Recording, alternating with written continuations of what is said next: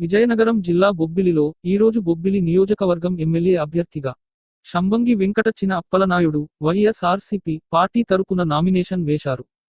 మొదటిగా పార్టీ కార్యాలయంలో కుటుంబ సభ్యురాలు విజయ తిలకం పెట్టి హారతి ఇచ్చారు.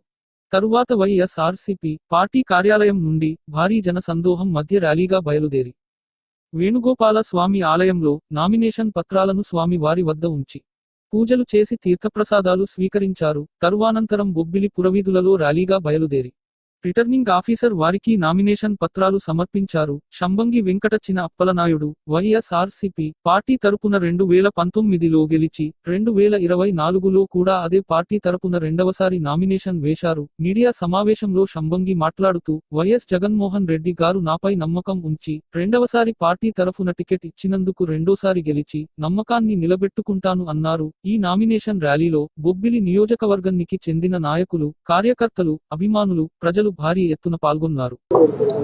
ఈరోజు వైసీపీ అభ్యర్థిగా గౌరవ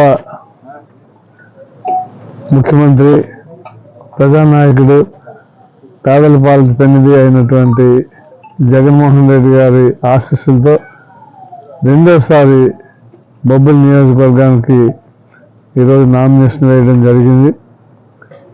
అయితే ఈరోజు వచ్చినటువంటి ప్రజా విలువ ఖచ్చితంగా వైనాట్ 175 అనే పదాన్ని మా నియోజకవర్గాన్ని చూసుకుంటే అది 100కి 100 రాష్ట్ర ప్రధానిగా నిజం చేస్తారని నేను పరిపూర్ణమైనటువంటి విశ్వాసంతో ఉన్నాను. ఇంత ఎండలు లెక్క చేయకుండా నియోజకవర్గ నలుమూలల నుండి కూడా అన్ని వర్గాల ప్రజలు, అన్ని ఏజ్ పీపుల్ కూడా, చిన్నపిల్లల దగ్గర నుండి ఓల్డ్ ఏజ్ పీపుల్ కూడా వచ్చినటువంటి సందర్భం ఉంది.